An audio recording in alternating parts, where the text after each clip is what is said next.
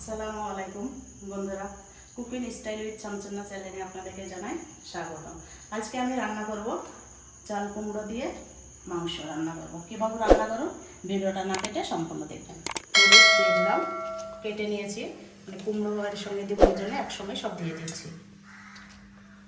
জিরে গুঁড়ো, মরিচের গুঁড়ো, হলুদের গুঁড়ো, রসুন থাকলো না,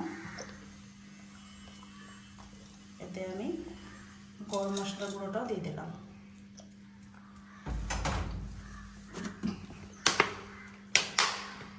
সর্ষের তেল দিয়ে দিলাম।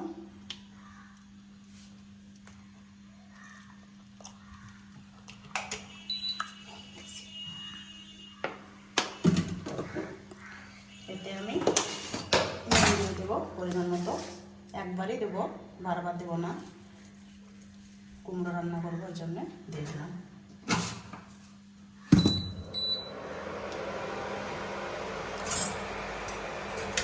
ভালোভাবে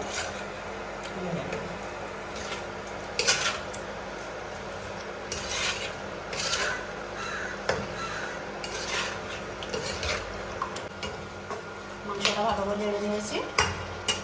মাংসটা আগে আমি ঢেলে দেবো। মাংসটা ঢেলে দিলাম। মাংসটা হতে হতে আমি এবার কুমড়োটা কেটে নেব। আমাদের কচি কচি কুমড়ি, ছোট্ট কুমড়ি, এবারে চাল কুমড়ো, কুমড়োটাকে ভালোভাবে আমি কেটে নেব।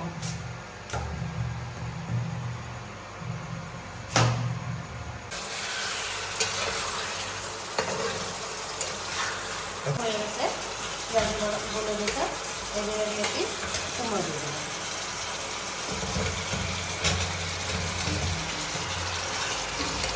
মাংসতে সব কিছু দিয়ে আছে, ওইখানে কুমড়ো দেওয়ার পরে কিছু দেবো, ভালোভাবে কষে নেব।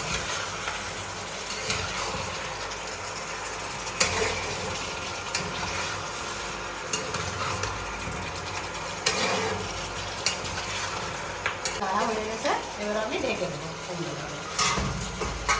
এই পানিটা মারার পরে আর একটু পানি দেবো হালকা করে।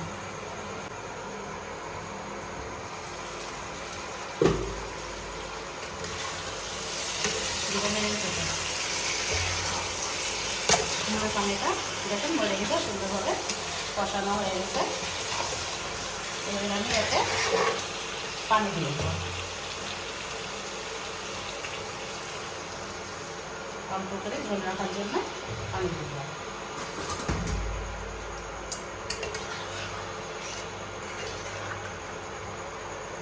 এবার আমি 10 মিনিট মতো ঢেকে রাখবো।